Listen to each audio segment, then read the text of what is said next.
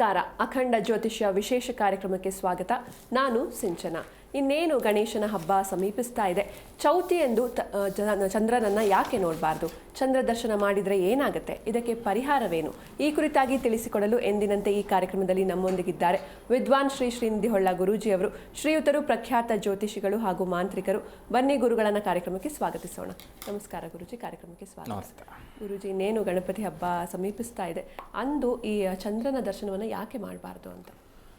ಚಂದ್ರನ ದರ್ಶನ ಯಾಕೆ ಮಾಡಬಾರ್ದು ಅಂತ ಹೇಳಿದರೆ ಪೂರ್ವವೃತ್ತಾಂತವನ್ನು ನಾವು ಅರಿಬೇಕು. ಅವತ್ತಿನ ದಿನ ಚಂದ್ರಂಗೆ ಶಾಪ ಕೊಟ್ಟ, ಹಾಗಾಗಿ ಗಣಪತಿ ಕೊಟ್ಟಂಥ ಶಾಪದಿಂದ ಚಂದ್ರನನ್ನು ನೋಡಬಾರ್ದು ಅನ್ನುವಂಥದ್ದು ಎಲ್ಲರಿಗೂ ಗೊತ್ತಿರುವಂಥ ವಿಷಯ. ಆದರೆ ಅದರ ಪೂರ್ವವೃತ್ತಾಂತ, ಆ ಒಂದು ಶಾಪ ಕೊಡುವಂಥ ಸ್ಥಿತಿಗತಿಗಳು ಬಂದಿದೆ ಅಂತ ಆದರೆ ಅಷ್ಟೇ ದೊಡ್ಡ ಮಟ್ಟದ ಅಪರಾಧ ಅನ್ನುವಂಥದ್ದಾಗಿರಬೇಕು. ಅದು ಯಾಕೆ ಅನ್ನುವಂಥದ್ದು ನೋಡುವಾಗ, ಈ ಬ್ರಹ್ಮ ತನ್ನ ಸೃಷ್ಟಿ ಕಾರ್ಯವನ್ನು ಪ್ರಾರಂಭ ಮಾಡಲಿಕ್ಕಿಂತ ಮುಂಚಿತವಾಗಿ ಗಣಪತಿಯನ್ನು ಆರಾಧನೆ ಮಾಡ್ತಾನೆ. ಆ ಸಂದರ್ಭದಲ್ಲಿ ವಿಶೇಷವಾಗಿರ್ತಕ್ಕಂತಹ ನೈವೇದ್ಯಾದಿಗಳನ್ನೆಲ್ಲ ಆ ಗಣಪತಿಗೆ ಇಡ್ತಾನೆ. ಈಗಿನ ಕಾಲದ ಥರ ಫೋಟೋ ಇಟ್ಕೊಂಡು ಪೂಜೆ ಮಾಡ್ತಿರಲಿಲ್ಲ. ಆಗ ಹಿಂದಿನ ಕಾಲದಲ್ಲಿ ದೇವರು ಅಂದರೆ ದೇವರೇ ಬಂದು ಆ ಪೂಜೆಯನ್ನು ಸ್ವೀಕರಣೆ ಮಾಡ್ತಾಯಿದ್ರು ಅಂಥೇಳಿ ನಾವು ಪುರಾಣಗಳಲ್ಲೆಲ್ಲ ನೋಡ್ತೇವೆ. ಯಾಕಂದರೆ ನಾನು ನೋಡಿಲ್ಲ, ನೀವು ನೋಡಿಲ್ಲ. ನಮಗೆ ಆಧಾರ ಏನು ಅಂತ ಕೇಳಿದರೆ ಇತಿಹಾಸ ಅಂತ ಹೇಳುವಂಥದ್ದು. ಹಾಗೆ ಆ ಪುರಾಣ ಪ್ರಸಿದ್ಧವಾಗಿರ್ತಕ್ಕಂಥ ಕಥೆಗಳಲ್ಲಿ ಏನು ಹೇಳ್ತದೆ ಅಂತ ಕೇಳಿದರೆ, ಆ ಸಂದರ್ಭದಲ್ಲಿ ವಿಶೇಷವಾಗಿರ್ತಕ್ಕಂತಹ ಬ್ರಹ್ಮ ನೈವೇದ್ಯಾದಿಗಳನ್ನೆಲ್ಲ ಗಣಪತಿಗೆ ಇಷ್ಟವಾಗಿರ್ತಕ್ಕಂಥ ನೈವೇದ್ಯಾದಿಗಳನ್ನೆಲ್ಲ ಭಕ್ಷ್ಯಭೋಜ್ಯಗಳನ್ನೆಲ್ಲ ಮಾಡಿರ್ತಾನೆ.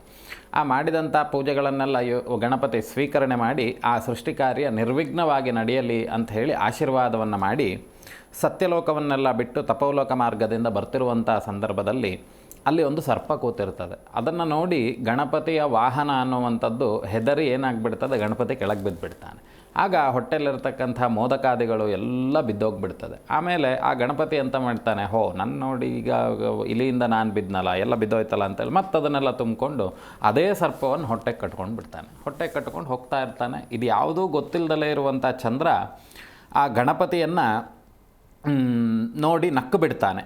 ಆ ನಕ್ಕಿದಂಥ ಕಾರಣ ಯಾವುದು ಅಂತ ಕೇಳಿದರೆ, ಗಣಪತಿಯ ವಾಹನ ಹೆದರಿದಂಥ ಕಾರಣದಿಂದ ಅವನು ಬಿದ್ದಿದ್ದು. ಇದು ಯಾವುದು ಚಂದ್ರನಿಗೆ ಗೊತ್ತಿರೋದಿಲ್ಲ. ಚಂದ್ರನನ್ನು ನೋಡಿ ಗಣಪತಿಯನ್ನು ನೋಡಿ ಚಂದ್ರ ನಕ್ಕು ಬಿಡ್ತಾನೆ ಅಪಹಾಸ್ಯದಿಂದ.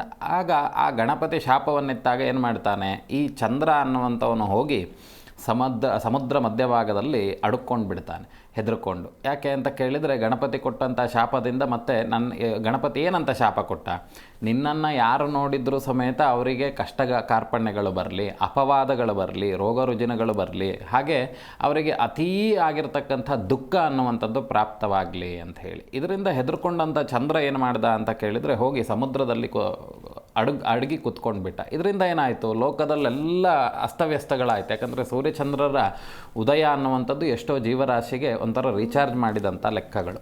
ಹಾಗಾಗಿ ಯಾಕಂದರೆ ಚಂದ್ರನಿಂದ ಕೆಲವೊಂದು ಶಕ್ತಿಗಳಿಗೆ ಚಂದ್ರನ ಉದಯ ಆದ್ರೇ ಆ ಶಕ್ತಿ, ಆ ಒಂದು ಶಕ್ತಿ ಉತ್ಪನ್ನದಿಂದ ಕೆಲವೊಂದು ಕ್ರಿಯೆಗಳೆಲ್ಲ ನಡೀತಾ ಹೋಗ್ತದೆ. ಎಲ್ಲ ನಿಂತಾಗ ಆಗ ಬ್ರಹ್ಮ ಹೇಳ್ತಾನೆ ಏನು ಅಂತ ಕೇಳಿದ್ರೆ, ಬುದ್ಧಿವಾದವನ್ನು ಹೇಳಿ ಹೀಗೀಗೆ ನೀನು ಮಾಡಿದ್ದು ತಪ್ಪು, ಹಾಗೆ ನಗಬಾರ್ದಿದ್ದಿತ್ತು, ಪೂರ್ವವೃತ್ತ ಅಂತ ಅನ್ನುವಂಥದ್ದು ಹೀಗಿದೆ ಅನ್ನುವಂಥದ್ದು ಚಂದ್ರನಿಗೆ ಹೇಳಿ, ಆಮೇಲೆ ಮತ್ತೆ ಪುನಃ ಹೃದಯ ಕಮಲದಲ್ಲಿ, ಚಂದ್ರನ ಹೃದಯ ಕಮಲದಲ್ಲಿ ಆ ಗಣಪತಿಯನ್ನು ಮನಸ್ಸಿನಲ್ಲಿ ಪ್ರಾರ್ಥನೆ ಮಾಡಿ ಗಣಪತಿ ಹತ್ರ ಪರಿಪರಿಯಾಗಿ ಕೇಳ್ಕೊಳ್ತಾನೆ. ಏನಂತ, ನಾನು ಮಾಡಿದಂಥದ್ದೆಲ್ಲ ತಪ್ಪಾಯಿತು, ನನ್ನನ್ನು ಕ್ಷಮಿಸಬೇಕು ಅಂತೇಳಿ. ಆಗ ಗಣಪತಿ ಆಯಿತು, ಇನ್ಯಾರು ನೋಡಿದರೂ ನಿನ್ನನ್ನು ಇದು ಮಾಡೋದು ಬೇಡ, ಆ ಭಾದ್ರಪದ ಮಾಸ ಯಾವ ಮಾಸದಲ್ಲಿ ನೀನು ನನ್ನನ್ನು ನೋಡಿ ನಕ್ಕಿದೆಯೋ ಅವತ್ತಿನ ದಿನ ಮಾತ್ರ ಚಂದ್ರನನ್ನು ನೋಡಿದರೆ ಶಾಪ ಅನ್ನುವಂಥದ್ದನ್ನು ಸ್ವಲ್ಪ ಆ ಶಾಪವನ್ನು ಪ್ರಮಾಣವನ್ನು ಕಮ್ಮಿ ಮಾಡ್ತಾನೆ.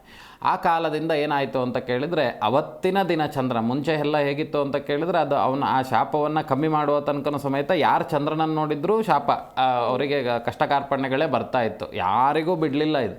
ಹಾಗೆ ಇದಕ್ಕೆ ಇನ್ನೊಂದು ವೃತ್ತಾಂತವನ್ನು ನೋಡುವಾಗ, ಯಾದವರ ಅರಸನಾಗಿರ್ತಕ್ಕಂಥ ಇದೊಂದು ಕಥೆ ಅನ್ನುವಂಥದ್ದು. ಯಾದವರು ಅನ್ನುವಂಥದ್ದು ಕೆಲವೊಂದು ಈ ರಾಜರೆಲ್ಲ ಇರ್ತಾರೆ, ಆ ದೇವರು ಇರ್ತಾರೆ. ಅವರಿಗೆ ಇಬ್ಬರು ಮಕ್ಕಳು. ಯಾರು ಅಂತ, ಅವರಿಗೆ ಯಾದವರಿಗೆ ಉಗ್ರಸೇನ ಅನ್ನುವಂಥ ರಾಜ, ಆ ಉಗ್ರಸೇನನಿಗೆ ಇಬ್ಬರು ಮಕ್ಕಳು. ಯಾರ್ಯಾರು ಅಂತ ಕೇಳಿದರೆ, ಸತ್ರಾಜಿತು ಮತ್ತು ಪ್ರಸೇನಜಿತ ಅನ್ನುವಂಥದ್ದು ಇಬ್ಬರು ಮಕ್ಕಳು. ಆ ಸತ್ರಾಜಿತು ಅನ್ನುವಂಥವನು ಏನು ಮಾಡ್ತಾನೆ ಅಂತ ಕೇಳಿದರೆ, ಸೂರ್ಯನನ್ನು ಅಪಾರವಾಗಿ ಆರಾಧನೆ ಮಾಡ್ತಾನೆ. ಅಪಾರವಾಗಿ ಆರಾಧನೆ ಮಾಡಿ ಅವನ ಪ್ರಸಾದದಿಂದ, ಅವನ ಅನುಗ್ರಹದಿಂದ ದಿನಕ್ಕೆ 8 ಮಣ ಚಿನ್ನವನ್ನು ಕೊಡುವಂತಹ ಶಮಂತಕ ಮಣಿಯನ್ನು ಅವನಿಗೆ ಅನುಗ್ರಹವಾಗಿ ಕೊಟ್ಟು ಬಿಡ್ತಾನೆ. ಯಾರಿಗೆ? ಸತ್ರಾಜಿತುವಿಗೆ. ಆ ಸತ್ರಾಜಿತು ಏನು ಮಾಡ್ತಾನೆ ಅಂತ ಕೇಳಿದರೆ, ಇದು ಯಾಕಂದರೆ ಯಾದವರು ಅವರಿರುವಂಥದ್ದೆಲ್ಲ ದ್ವಾರಕೆಯಲ್ಲೇ. ಇದನ್ನು ಅದು ಹೇಗೆ ಹೊಳಪಿರ್ತದೆ ಅಂತ ಕೇಳಿದರೆ, ಒಂದು ಸೂರ್ಯನಿಗಿಂತ ಹೆಚ್ಚು ಹೊಳಪನ್ನು ಕೊಡುವಂಥದ್ದು. ಅದಲ್ಲೇ ಆ ಸತ್ರಾರ್ಜಿತ ಆ ಮಣಿಯನ್ನು ಹಾಕ್ಕೊಂಡು ಬರ್ತಿದ್ದಾನೆ ಅಂತಾದರೆ ಆ ಊರೆಲ್ಲವೂ ಸಮೇತ ಬೆಳಕಾಗಿರ್ತಿತ್ತಂತೆ. ಎಲ್ಲರಿಗೂ ಏನು ರಾತ್ರಿ ಬೆಳಕಾಗ್ತಿದೆಯಾ ಅಂತ ಯೋಚನೆ ಮಾಡುವಾಗ ಎಲ್ಲರೂ ಹೇಳ್ತಿದ್ರಂತೆ, ಇಲ್ಲಪ್ಪ ಅವ್ನು ಸೂರ್ಯನ ಅನುಗ್ರಹ ಪಡ್ಕೊಂಡು ಸತ್ರಾರ್ಜಿತ ಆ ಮಣಿಯನ್ನು ಹಾಕ್ಕೊಂಡಿರೋದ್ರಿಂದ ಈ ಬೆಳಕು ತುಂಬಿದೆ ಅಂತ. ಆದರೆ ಸತ್ರಾರ್ಜಿತುವಿಗೆ ಹೆದರಿಕೆ ಆಗಿಬಿಡ್ತದೆ. ಏನು ಅಂತ ಕೇಳಿದರೆ, ನಾನಿಲ್ಲಿರೋದ್ರಿಂದ ಕೃಷ್ಣ ಏನಾರು ನೋಡಿದ್ರೆ ಇದನ್ನು ಕೇಳ್ದಲ್ಲೇ ಬಿಡ್ತಾನ ಅವನು.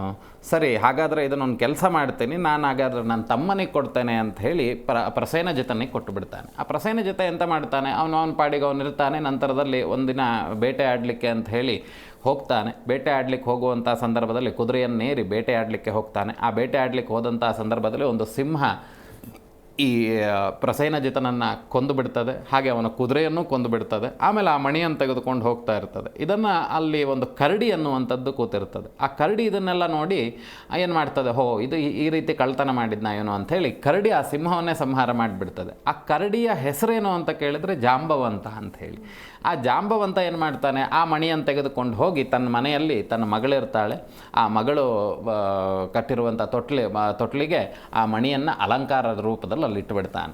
ಹಾಗೆ ಮತ್ತೆ ಸುಮಾರು ದಿನ ಆಯಿತು. ಸತ್ರಾರ್ಜಿತ ಎಂತ ಮಾಡ್ತಾನೆ, ಯಾಕೆ ನನ್ನ ತಮ್ಮ ಬೇಟೆ ಆಡಲಿಕ್ಕೆ ಹೋದವನು ಬರಲಿಲ್ಲ ಅಂತ ನೋಡಿದಾಗ ಸುಮಾರು ದಿನ ಆದ್ರ ಮೇಲೆ ಅವನಿಗೂ ಡೌಟ್ ಬರ್ತದೆ, ಕೃಷ್ಣ ಏನು ಮಾಡಿದ್ದಾನೆ, ಮಣಿಯ ಆಸೆಗೆ ನನ್ನ ತಮ್ಮ ನನ್ನ ಕೊಂದುಬಿಟ್ಟಿದ್ದಾನೆ ಅಂಥೇಳಿ ಎಲ್ಲ ಕಡೆ ಅಪಪ್ರಚಾರವನ್ನು ಮಾಡಿಬಿಡ್ತಾನೆ. ಯಾರಿಗೆ, ಊರಿನ ಜನರಿಗೆ ಎಲ್ಲರಿಗೂ. ಆಗ ಕೃಷ್ಣನ ಮೇಲೆ ಡೌಟ್ ಬರ್ತದೆ, ಮಣಿಯನ್ನು ಕದ್ದಿದ್ದೀವನೇ, ಹಂಗಾಗಿ ಕೊಲೆ ಮಾಡಿದ್ದಾನೆ ಅಂತೇಳಿ. ಆಮೇಲೆ ಮತ್ತೆ ಪುನಃ ಸತ್ಯಾಸತ್ಯತೆಯನ್ನು ವಿಮರ್ಶೆ ಮಾಡಲಿಕ್ಕೋಸ್ಕರವಾಗಿ ಎಲ್ಲರೂ ಹೋಗ್ತಾರಂತೆ ಕಾಡಿಗೆ ಹೋದಾಗ ಅಲ್ಲಿ ಅವನ ತಮ್ಮನ ಪ್ರಸೇನಜಿತನ ದೇಹ ಅನ್ನುವಂಥದ್ದು ಬಿದ್ದಿರ್ತದೆ ರಕ್ತದ ಮಡುವಿನಲ್ಲಿ. ಆ ಕುದುರೆಯೂ ಅಲ್ಲೇ ಬಿದ್ದಿರ್ತದೆ, ಸಿಂಹವೂ ಅಲ್ಲೇ ಬಿದ್ದಿರ್ತದೆ. ಆಗ ಅವನಿಗೆ ಕೃಷ್ಣನಿಗೆ ಯೋಚನೆ ಮಾಡ್ತಾನೆ, ಇದೇನೋ ಆಗಿದೆ ಇಲ್ಲಿ, ಏನೋ ಸಮಸ್ಯೆ ಆಗಿದೆ ಅಂತೇಳಿ. ಆಮೇಲೆ ಅಲ್ಲೇ ಇರುವಂಥ ಗುಹೆ ಹತ್ರ ಹೋದಾಗ ತನ್ನ ಎಲ್ಲ ಪಾಲಕರನ್ನು ಅಲ್ಲೇ ನಿಲ್ಲಿಸಿ ತಾನು ಒಳಗಡೆ ಹೋದಾಗ ಅಲ್ಲಿ ಮಗುವಿಗೆ ಸಮಾಧಾನ ಮಾಡ್ತಾ ಹೇಳ್ತೇವೆ, ಈ ಮಣಿ ಇನ್ನು ನಿಂದೆ, ನೀನು ಆರಾಮಾಗಿ ಮಲ್ಕೋ, ಏನು ಹೆದರಬೇಡ. ಇದನ್ನೆಲ್ಲ ನೋಡಿದಾಗ ಕೃಷ್ಣನಿಗೆ ಅರಿವಾಗ್ತದೆ ಪೂರ್ವವೃತ್ತ ಅಂತ ಎಲ್ಲ ಏನೇನಾಗಿದೆ ಅಂತ ಹೇಳಿ. ಆಮೇಲೆ ಕೃಷ್ಣ ಏನು ಮಾಡ್ತಾನೆ, ಜಾಂಬವಂತನ ಯುದ್ಧ ಮಾಡ್ತಾನೆ. ಎಷ್ಟು 21 ದಿನಗಳ ಕಾಲ ಯುದ್ಧ ಮಾಡ್ತಾನೆ, ಆದರೂ ಅವ್ನು ಗೆಲ್ಲುವುದಿಲ್ಲ. ಆಮೇಲೆ ಇದನ್ನು ನೋಡಿದ ಜಾಂಬವಂತ ಏನು ಮಾಡ್ತಾನೆ, ತನ್ನ ಮಗಳನ್ನು ಕೃಷ್ಣನಿಗೆ ಕೊಟ್ಟು ಆ ಮಣಿಯ ಸಮೇತವಾಗಿ ಕೊಟ್ಟು ಬಿಡ್ತಾನೆ. ಆಮೇಲೆ ಆ ಕೃಷ್ಣ ಏನು ಮಾಡ್ತಾನೆ, ದ್ವಾರಕೆಗೆ ಆ ಮಣಿಯನ್ನು ತಗೊಂಡು ಬಂದು ಸತ್ರಾರ್ಜಿತನ ಕೈಯಲ್ಲಿ ಕೊಟ್ಬಿಟ್ಟು, ಇದು ಈ ಪೂರ್ವವೃತ್ತ ಅಂತ ಅನ್ನುವಂಥದ್ದು ಹೀಗಿದೆ, ಇದು ನಂದೇನು ತಪ್ಪಿಲ್ಲ ಅನ್ನುವಂಥದ್ದಾಗಿ ಅವನಿಗೆ ಅರಿವೇ ಮಾಡಿಕೊಟ್ಟು, ನಂತರದಲ್ಲಿ ಏನು ಮಾಡ್ತಾ ಸತ್ರಾರ್ಜಿತ ತನ್ನ ಮಗಳನ್ನು ಆ ಮಣಿಯ ಸಹಿತವಾಗಿ ಕೃಷ್ಣನಿಗೆ ದಾರೆ ಎರೆದು ಕೊಟ್ಟು ಬಿಡ್ತಾರೆ. ಆ ಕೃಷ್ಣನಿಗೆ ದಾರೆ ಎರೆದು ಕೊಟ್ಟ ಮೇಲೆ ಅವನು ಅದನ್ನೆಲ್ಲ ಬಳಸ್ತಾ ಹೋಗ್ತಾನೆ ಅನ್ನುವಂಥದ್ದು. ಇಷ್ಟು ಪೂರ್ವವೃತ್ತ ಅಂತ. ಕೃಷ್ಣನಿಗೆ ಆ ಕಷ್ಟ ಬರಲಿಕ್ಕೆ ಕಾರಣ ಏನು ಅಂತ ಕೇಳಿದರೆ ಇದೇ ಗಣಪತಿಯ ಶಾಪ. ಹಾಗಾಗಿ ಆ ಒಂದು ಗಣಪತಿಯ ಹಬ್ಬದ ದಿನ ನಾವು ಚಂದ್ರನನ್ನು ದರ್ಶನ ಮಾಡಬಾರ್ದು. ಯಾಕೆ ಅಂತ ಕೇಳಿದರೆ, ನಾವು ಮಾಡಿದ್ವಿ ಅಂತ ಆದರೆ ಅನೇಕ ರೀತಿಯಾಗಿರ್ತಕ್ಕಂಥ ಅಪವಾದಗಳು ಬರ್ತದೆ. ಹಾಗೆ ನಮಗೆ ಬೇಕಾಗಿರುವಂಥ ಯಾವ ಅನುಕೂಲತೆಗಳು ಆಗೋದಿಲ್ಲ. ನಾವು ಮಾಡ್ದಲೇ ಇರುವಂಥ ತಪ್ಪಿಗೆ, ನಾವೀಗೇನೋ ಒಂದು ಕಳ್ತನ ಆಗಿರ್ತದೆ, ಅದು ನಾವು ಮಾಡಿಲ್ಲ ಅಂದರೂ ನಮ್ಮ ಮೇಲೆ ಅಪವಾದ ಬರುವಂಥದ್ದು, ಈ ರೀತಿಯಾಗಿರ್ತಕ್ಕಂಥದ್ದೆಲ್ಲ ಆಗ್ತಾ ಹೋಗ್ತದೆ. ಹಾಗಾಗಿ ಆ ಒಂದು ಭಾದ್ರಪದ ಮಾಸದ ಶುಕ್ಲ ಪಕ್ಷದಂದು ಆ ಚಂದ್ರನನ್ನು ನೋಡುವಂಥದ್ದು ಅಪವಾದ, ಅಪರಾಧ ಎಲ್ಲವೂ ಬರ್ತದೆ. ಖಂಡಿತ ಗುರುಜಿ. ಒಬ್ರು ಕಾಲರ್ ಇದ್ದಾರೆ, ರಾಧಾ ಅಂತ, ಮಾತಾಡ್ಸೋಣ. ನಮಸ್ತೆ ಮಾ. ನಮಸ್ತೆ ಮೇಡಮ್. ಎಲ್ಲಿಂದ ಕಾಲ್ ಮಾಡ್ತಿದ್ದೀರಾ? ಮಂಗಳೂರಿಂದ. ಯಾರ ಬಗ್ಗೆ ಕೇಳಬೇಕಿತ್ತು? ನಮ್ಮ ಮಗನ ಬಗ್ಗೆ ಕೇಳಬೇಕಾಯ್ತು. ಅವ್ರ ಡೇಟ್ ಆಫ್ ಬರ್ತ್ ಹೇಳಿ ಮಾ. 23/3/88.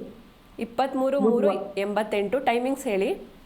ಗುರುವಾರ ಸಂಜೆ 7 ಗಂಟೆ 7:30 7:30 ಸಂಜೆನಾ? ಓಕೆ, ಗುರೂಜಿ ಇದ್ದಾರೆ, ಮಾತನಾಡಿ ಮಾ. ನಮಸ್ತೆ. ನಮಸ್ತೆ ಸರ್. ನಮಸ್ತೆ, ಹೇಳಿ. ನಮಸ್ತೆ. ಹೇಳಿ ಮೇಡಮ್. ನಮ್ಮ ಮಗ ಮನೆ ಕಟ್ಬೇಕು ಅಂತ ತುಂಬಾ ದಿವಸದ ಟ್ರೈ ಮಾಡ್ತಾ ಇದ್ದಾನೆ. ಅದು ಏನಾದ್ರು ಒಂದು ಅಡಚಣೆ ಸರ್, ಮುಂದೆ ಮುಂದೆ ಮುಂದೆ ಮುಂದೆ ಹೋಗ್ತಾ ಇದೆ. ಈಗ ಇದು 23/3/88 ಅಲ್ವಾ? ಯಾರ್ದಿದು ಡೇಟ್ ಆಫ್ ಬರ್ತು? ಮಗಂದು. ಈಗ ಮಗ ಮನೆ ಕಟ್ಟಬೇಕಾ? ಮಗ ಮನೆ ಕಟ್ಟಬೇಕು ಅಂತ. ಓಕೆ, ನೀವಿರೋದು ಮಗನೊಟ್ಟಿಗೆ ಇದ್ದೀರಾ ಅಥವಾ ಮಗನಿಂದ ಬೇರೆ ಇದ್ದೀರಾ? ಮಗನ ಜೊತೆನೇ ಇದ್ದೀವಿ.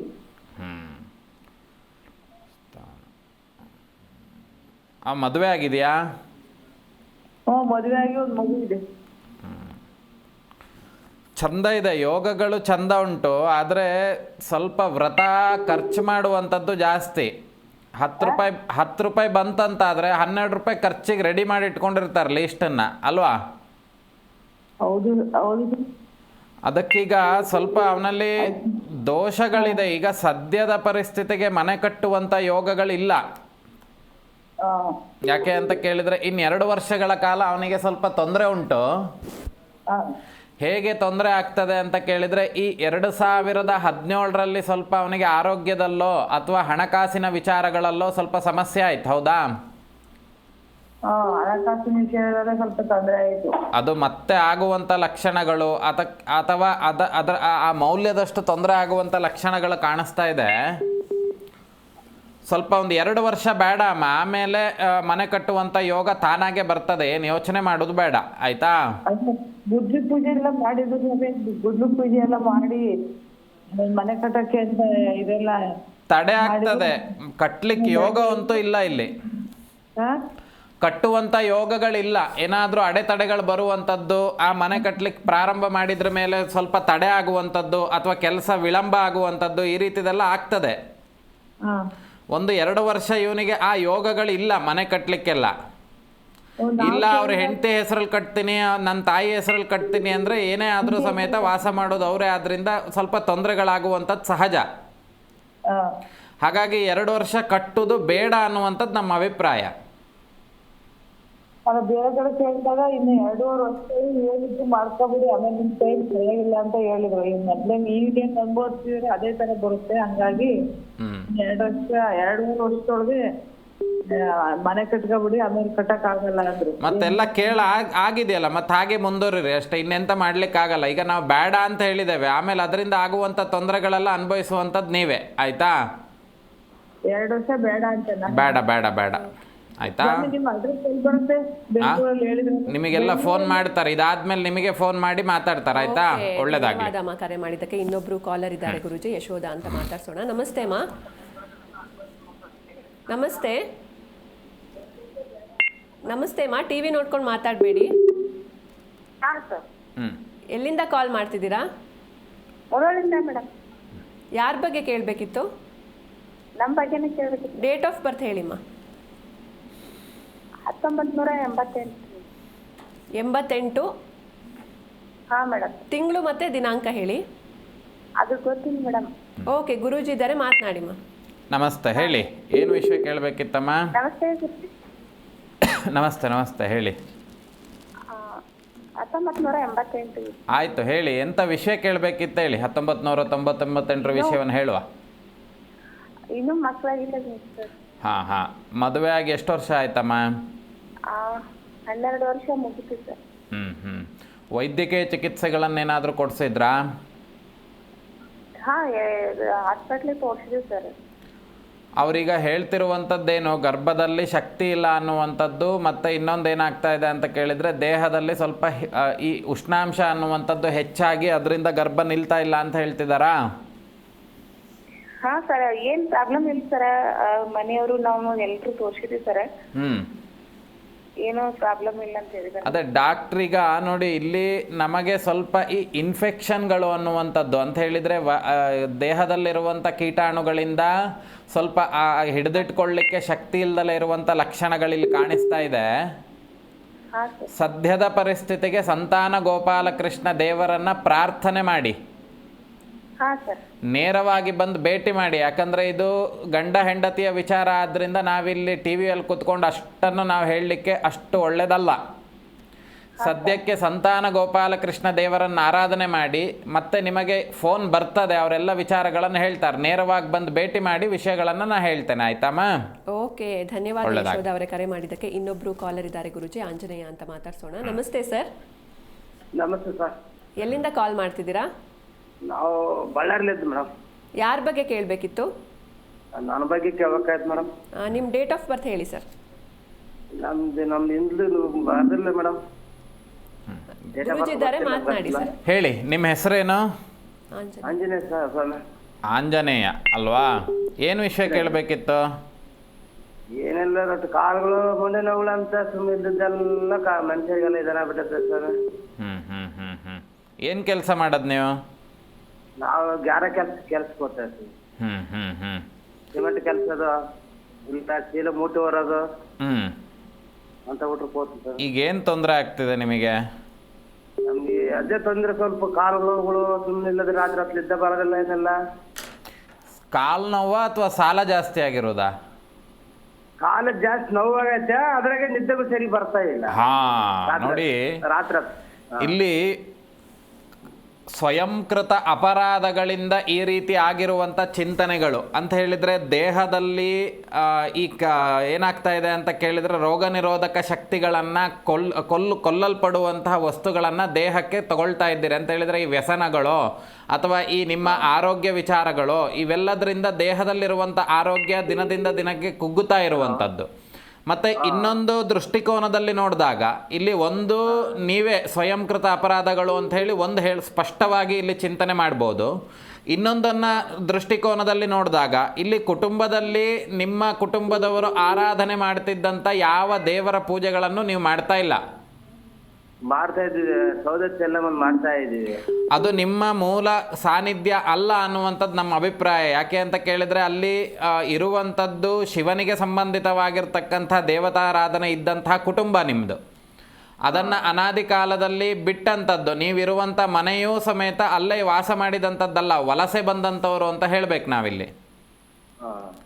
ಅದು ಸ್ವಲ್ಪ ಸಮಸ್ಯೆಗಳೆಲ್ಲ ಇದೆ. ನೇರವಾಗಿ ಬಂದು ಭೇಟಿ ಮಾಡಿ, ಆಮೇಲೆ ನಾನು ನಿಮಗೆ ಹೇಳ್ತೇನೆ. ಸದ್ಯದ ಪರಿಸ್ಥಿತಿಗೆ ಒಂದು ಕೆಲಸ ಮಾಡಿ, ಪ್ರತಿನಿತ್ಯ ಆಂಜನೇಯ ದೇವಸ್ಥಾನಕ್ಕೆ ಹೋಗಿ ಸ್ವಲ್ಪ ತುಳಸಿಯನ್ನು ಅವನಿಗೆ ಕೊಟ್ಟು ಆ ತೀರ್ಥವನ್ನು ಪ್ರಾಶನ ಮಾಡ್ತಾ ಬನ್ನಿ.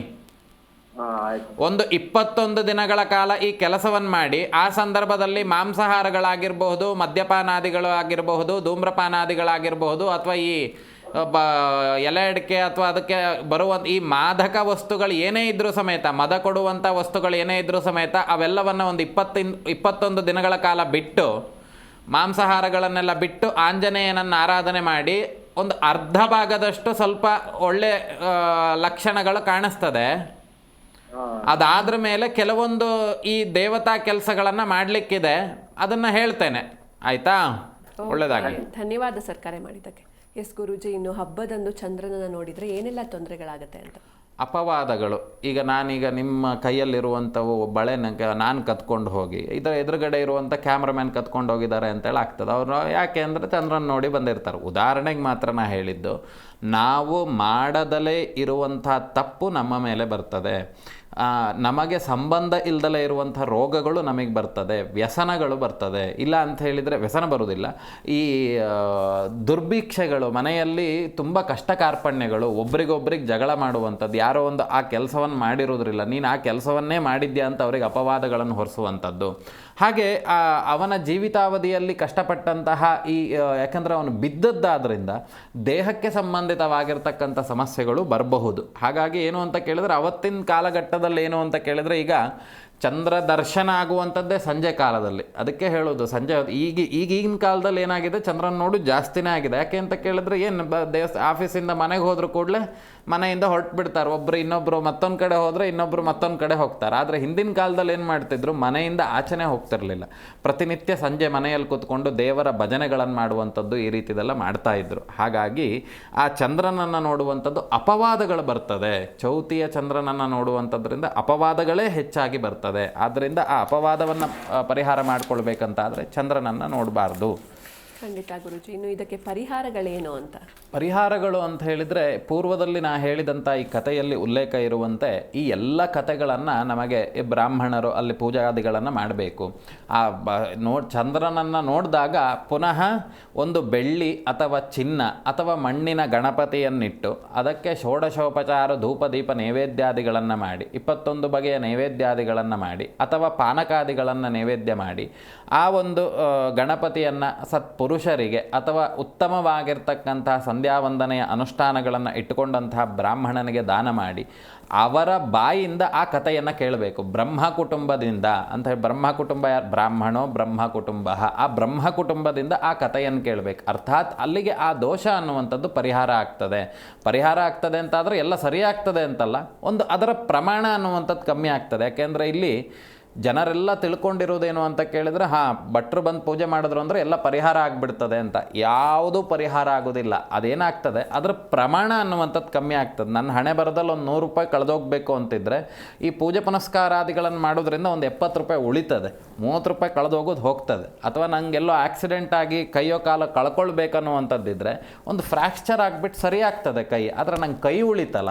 ಹಾಗಾಗಿ ಆ ಒಂದು ದೋಷದ ಪ್ರಮಾಣ ಅನ್ನುವಂಥದ್ದು ಕಮ್ಮಿ ಆಗ್ತಾ ಹೋಗ್ತದೆ. ಹಾಗಾಗಿ ಗಣಪತಿಗೆ ವಿಶೇಷವಾಗಿ ಆ ಚಂದ್ರನನ್ನು ನೋಡಿದಂಥ ಸಂದರ್ಭದಿಂದನೇ ಗಣಪತಿಯನ್ನು ಸ್ಮರಣೆ ಮಾಡುವಂಥದ್ದು, ಅವನ ಪೂರ್ವ ವೃತ್ತಾಂತವನ್ನು, ಈ ಶಮಂತಕ ಮಣಿಯ ಕಥೆಯನ್ನು ಕೇಳುವಂಥದ್ದು, ಹಾಗೆ ಗಣಪತಿಯನ್ನು ಹೆಚ್ಚು ಆರಾಧನೆ ಮಾಡುವಂಥದ್ದು. ವಿಶೇಷವಾಗಿ ಗಣಪತಿಯನ್ನು ಹೇಗೆ ನಾವು ಆರಾಧನೆ ಮಾಡೋದು, ಗಣಪತಿ ಅಂತ ಹೇಳಲಿಕ್ಕೆ ಬರುವುದಿಲ್ಲ. ಗಕಾರ ರೂಪಗಳು ಅಂತ ಹೇಳಿದರೆ ಎಲ್ಲರಿಗೂ ತಿಳಿದಿರುವಂಥ ವಿಷಯಗಳು ಏನು, ಗಂಗಣಪತಯೇ ನಮಃ, ಈ ಮಂತ್ರಗಳನ್ನೇ ಮನಸ್ಸಿನಲ್ಲಿ ಸ್ಮರಣೆ ಮಾಡೋದು. ಯಾಕಂದರೆ ತಪ್ಪು ಮಾಡಿದಾಗಿಂದನೇ ಪ್ರಾಯಶ್ಚಿತವನ್ನು ಅನುಭವಿಸ್ಲಿಕ್ಕೆ ರೆಡಿ ಇರಬೇಕು ಅಂತ. ಹಾಗಾಗಿ ಆಗ ಆ ಕಷ್ಟದ ಪ್ರಮಾಣ ಅನ್ನುವಂಥದ್ದು ಕಮ್ಮಿ ಆಗ್ತಾ ಹೋಗ್ತದೆ. ಖಂಡಿತ ಗುರುಜಿ. ಇನ್ನು ಗಣಪತಿ ಹಬ್ಬವನ್ನು ಹೇಗೆ ಆಚರಿಸಬೇಕು ಅಂತ? ಗಣಪತಿ ಹಬ್ಬವನ್ನು ಈಗಿನ ಕಾಲಘಟ್ಟದಲ್ಲಿ ಬಂದಿರುವಂಥದ್ದಿದೆಲ್ಲ. ಅರ್ಥಾತ್ ಈಗಿನ ಕಾಲಘಟ್ಟದಲ್ಲಿ ಅಂತ ಹೇಳಿದರೆ ಪೂರ್ವಜರು, ನಮ್ಮ ತಂದೆ, ಅವರ ತಂದೆ ಕಾಲದಿಂದನೂ ಈ ಗಣಪತಿಯನ್ನು ಆರಾಧನೆ ಮಾಡುವಂಥದ್ದಿದ್ದರೆ ಮಾತ್ರ ನಾವು ಆಚರಣೆಯನ್ನು ಮಾಡಬೇಕೆ. ಪಕ್ಕದ ಮನೇಲಿ ಇಡ್ತಾರೆ, ನಮ್ಮ ಮಗಳು ಅಳ್ತಾಳೆ, ನಮ್ಮ ಮಗು ಅಳ್ತದೆ ಅಂತ ಹೇಳಿ ಗಣಪತಿಯ ಪೂಜೆಯನ್ನು ಗಣಪತಿನ ತಂದು ಇಡಲಿಕ್ಕಿಲ್ಲ. ಯಾಕೆ ಅಂತ ಕೇಳಿದ್ರೆ ನಮ್ಮ ಪೂರ್ವಜರು ಆಚರಣೆ ಮಾಡಿದರೆ ಇದನ್ನು ಆಚರಣೆ ಮಾಡಬೇಕು ಅನ್ನುವಂಥದ್ದು ಶಾಸ್ತ್ರದಲ್ಲಿ ಉಲ್ಲೇಖ ಇದೆ. ಹಾಗೆ ಗಣಪತಿಯನ್ನು ಆರಾಧನೆ ಮಾಡುವಂಥದ್ದು ಮಣ್ಣಿನ ಗಣಪತಿಯನ್ನು, ವಿಶೇಷವಾಗಿ ಮಣ್ಣು, ಪೂರ್ಣವಾಗಿ ಮಣ್ಣಿರಬೇಕು, ಟೊಳ್ಳು ಗಣಪತಿ ಇರಬಾರ್ದು. ಪ್ಲಾಸ್ಟರ್ ಆಫ್ ಪ್ಯಾರಿಸು ಇದನ್ನೆಲ್ಲ ತರೋದ್ರಿಂದ ಅನರ್ಥಗಳು ಉಂಟಾಗ್ತದೆ. ಹಾಗಾಗಿ ಆ ಮಣ್ಣಿನ ಗಣಪತಿಯನ್ನು ತಂದು ಆ ಗಣಪತಿಗೆ ಷೋಡಶೋಪಚಾರ ಧೂಪದೀಪ ನೈವೇದ್ಯಾದಿಗಳಿಂದ, ಕೇವಲ ಅರಿಶಿನ ಕುಂಕುಮದಿಂದ ಮಾತ್ರ ಅಲಂಕಾರಾದಿಗಳನ್ನು ಮಾಡಬೇಕೇ ಹೊರತು ರಾಸಾಯನಿಕ ಪದಾರ್ಥಗಳಿಂದ ಪೇಂಟ್ ಮಾಡೋದಲ್ಲ. ಹಾಗಾಗಿ ಗಣಪತಿಗೆ ಏನು ಪ್ರಾಮುಖ್ಯವಾಗಿ ಒಂದು ಮುಷ್ಟಿಗಾತ್ರದಲ್ಲಿ ಇರಬೇಕು. ಇವತ್ತಿಡುವುದೇನು 20 ಅಡಿ 30 ಅಡಿ ತನಕನೂ ಗಣಪತಿ ಇಡ್ತಾರೆ, ಆದರೆ ಪಾಪ ಆ ಗಣಪತಿಗೇನು ಒಂದು ಹಣ್ಣು ಕಾಯಿನೂ ನೈವೇದ್ಯ ಮಾಡಿರಲ್ಲ ಅಲ್ಲಿ. ಅದಕ್ಕೆ ವಿಶೇಷವಾಗಿ ಹೇಳಿದ್ದಾರೆ. ಅದಕ್ಕೆ ಶಾಸ್ತ್ರದಲ್ಲಿ ಮಡಿ ಪ್ರಾಮುಖ್ಯತೆ. ಯಾಕೆಂದರೆ ನೋಡಿ, ನಾವು ಸುಮ್ಮನೆ ಒಂದು ಸಣ್ಣ ವಿಚಾರಗಳನ್ನು ಅರ್ಥ ಮಾಡಿಕೊಳ್ಳುವ. ಗಣಪತಿಯನ್ನು ನೋಡಿ ನಕ್ಕಿದ್ದಕ್ಕೆ ಚಂದ್ರನಿಗೆ ಆ ಒಂದು ಶಾಪ ಬಂದಿದೆ ಅಂತ ಆದರೆ, ಇವತ್ತಿನ ಕಾಲಘಟ್ಟದಲ್ಲಿ ನಾವು ಒಂದು ರೋಡ್ನಲ್ಲಿ ಹೋಗಿ ಬರ್ತಿರ್ಬೇಕಾದ್ರೆ ರೋಡ್ನಲ್ಲಿ ಗಣಪತಿ ಇಟ್ಟಿರ್ತಾರೆ. ಆ ಬೆಳಗ್ಗೆ ಆಗ್ತಿದ್ದಾಗೆ ದೇವ್ರ ಹಾಡು, ಸಂಜೆ ಆಗ್ತಿದ್ದಾಗ ಏನೇನು ಮಾಡಿ ಆ ದೇವರ ಮುಂದೆ ಅನರ್ಥಗಳನ್ನು ಉಂಟು ಮಾಡುವಂಥದ್ದೆಲ್ಲ ಮಾಡಿರ್ತಾರೆ. ಆದರೆ ಅಂಥ ಕೆಲಸಗಳನ್ನು ನಾನು ಮಾಡಿರ್ತೀನಿ, ನೀವು ಸಣ್ಣ ವಯಸ್ಸಿನಲ್ಲಿ ಮಾಡಿರ್ತೀರಿ. ಆದರೆ ಅದು ಬಾಲ್ಯಾವಸ್ಥೆ ಅಂತ ಹೇಳಿ. ಈಗಲೂ ಅದನ್ನೇ ಮಾಡಿದರೆ ತಪ್ಪಾಗ್ತದೆ. ಆದರೆ ಯಾವುದೇ ಕಾರಣಗಳಿಗೂ ಅನರ್ಥಗಳನ್ನು ಮಾಡಬಾರ್ದು. ಯಾವುದ್ಯಾವುದೋ ಹಾಕ್ಕೊಂಡು ಕುಣಿಯೋದು, ಅಥವಾ ಅದಕ್ಕೆ ರಾಸಾಯನಿಕ ಪದಾರ್ಥಗಳಿಂದ ಪೇಂಟಿಂಗ್ ಮಾಡಿರುವಂಥದ್ದು. ಈ ರಾಸಾಯನಿಕ ಪ್ಲಾಸ್ಟರ್ ಆಫ್ ಪ್ಯಾರಿಸ್ ಹೇಗೆ ಒಂದು ಉತ್ಪನ್ನ ಅಲ್ಲ, ಅದು ಮಣ್ಣಿನಂತೆ ಉತ್ಪನ್ನ ಅಲ್ಲ, ಅದಕ್ಕೆ ಸುಮಾರಷ್ಟು ವಸ್ತುಗಳನ್ನು ಸೇರಿ ಮಾಡಿರ್ತಾರೆ. ಅದರಿಂದ ಗಣಪತಿ ಮತ್ತು ಕೆಳಗಡೆ ನೋಡಿದರೆ ಪೂರ ಟೊಳ್ಳೆ ಅದು. ಅದಕ್ಕೆ ಶಾಸ್ತ್ರದಲ್ಲಿ ಏನು ಹೇಳಿರುವಂಥದ್ದು, ಪಂಚಭೂತಗಳಲ್ಲಿ ನಿಮಗೆ ಯಾವುದು ಸಿಗ್ತದೆ, ಮಣ್ಣು, ಆ ಮಣ್ಣಿನಿಂದನೇ ಮಾಡಬೇಕು, ಪೂರ್ಣವಾಗಿ ಮಣ್ಣಿನಿಂದ ಮಾಡಬೇಕು. ಈ ಥರ ಅನರ್ಥಗಳನ್ನು ಮಾಡೋದ್ರಿಂದನೇ ಈ ಕೊರೋನಾ ಆಗಿರಬಹುದು, ಹೃದಯಾಘಾತಗಳಾಗಿರ್ಬೋದು, ಇಂಥವೆಲ್ಲ ಬರ್ತಿರೋದು. ಫಸ್ಟು ಜನತೆ ಎಚ್ಚೆತ್ಕೊಳ್ಬೇಕು. ಏನು ಅಂತ ಕೇಳಿದ್ರೆ, ಈ ಅನರ್ಥಗಳನ್ನು ಮಾಡ್ತಿದ್ದಾರೆ ಅಂತಾದರೆ ಅಲ್ಲಿಗೆ ಹೋಗಲೂಬಾರ್ದು, ಅವ್ರನ್ನ ಅದಕ್ಕೆ ಪ್ರೇರೇಪಣೆಯೂ ಕೊಡಬಾರ್ದು. ಇವತ್ತೇನಾಗಿದೆ, ಅದೊಂದು ದೊಡ್ಡ ಇದಾಗೋಗ್ಬಿಟ್ಟಿದೆ. ಹೋಗೋದು, ಹಣ ಕೇಳೋದು, ನಾವು ಇಡ್ತೇವೆ ಅಂತ ಹೇಳೋದು. ಸಂತೋಷ ಇಡೀ, ಬೇಡ ಅಂತ ಹೇಳೋದಿಲ್ಲ. ಆದರೆ ಧರ್ಮಶಾಸ್ತ್ರದಲ್ಲಿ ಯಾವ ರೀತಿ ಉಂಟೋ ಅದೇ ರೀತಿ ಮಾಡಿ. ಸುಮ್ಮನೆ ಏನೇನೋ ಮಾಡಿಬಿಟ್ಟು ನೀವು ತೊಂದರೆಯನ್ನು ಅನುಭವಿಸ್ತೀರಿ, ನೀವು ಇಟ್ಟಂಥ ಜಾಗದ ಸುತ್ತಮುತ್ತ ಪರಿಸರವನ್ನು ಹಾಳು ಮಾಡ್ತೀರಿ. ಹಾಗಾಗಿ ಪ್ರಾರ್ಥನೆ ಮಾಡುವಂಥದ್ದು ಶಾಸ್ತ್ರ ರೀತಿಯಲ್ಲಿ ದೇವತಾ ಆಚರಣೆಗಳನ್ನು ಮಾಡಿ. ನೀವು ಮೋಜು ಮಸ್ತಿಗೆ ಫಿಲಮ್ ಟಾಕೀಸ್ ಇದೆ, ಮತ್ತೊಂದಿದೆ, ಇಲ್ಲ ಅಂತ ಹೇಳಿದ್ರೆ ಅದಕ್ಕಾಗಿಯೇ ಇರುವಂಥ ಸ್ಥಳಗಳಿದ್ದಾವೆ, ಅಲ್ಲಿಗೆ ಹೋಗಿ ನೀವು ಮಾಡಿ. ದೇವರ ಎದುರುಗಡೆ ಬೇಡ. ಯಾಕೆ ಅಂತ ಕೇಳಿದರೆ, ಹಿಂದಿನ ಕಾಲದಲ್ಲಿ ಎಷ್ಟೆಷ್ಟು ದೇವರ ಆರಾಧನೆ ಮಾಡ್ತಾ ಇದ್ರು, ಆದರೆ ಈಗಿನ ಕಾಲಘಟ್ಟದಲ್ಲಿ ಬರೀ ಅನರ್ಥಗಳನ್ನು ಮಾಡ್ತಾ ಇದ್ದಾರೆ. ಮುಂದೆ ಏನೇನು ಅನುಭವಿಸ್ಬೇಕೋ ನಮಗಂತೂ ಗೊತ್ತಿಲ್ಲ. ಬೇರೆಯವ್ರು ಮಾಡಿದ್ರಿಂದನೂ ನಾವು ಅನುಭವಿಸ್ಬೇಕು. ಈಗ ನಾನು ಕುತ್ಕೊಂಡು ಇಲ್ಲಿ ಸಿಗರೇಟ್ ಸೇರ್ತಿದ್ದೇನೆ ಅಂತ ಆದರೆ ಆ ದೋಷ ನಿಮಗೂ ದೋಷ ಅಲ್ಲ, ಅದರಿಂದ ತೊಂದರೆಗಳು ನಿಮಗೂ ಆಗ್ತದೆ. ಯಾಕಂದರೆ ಆ ವಾಸನೆಯನ್ನು ಗ್ರಹಿಸಿರ್ತೀರಿ.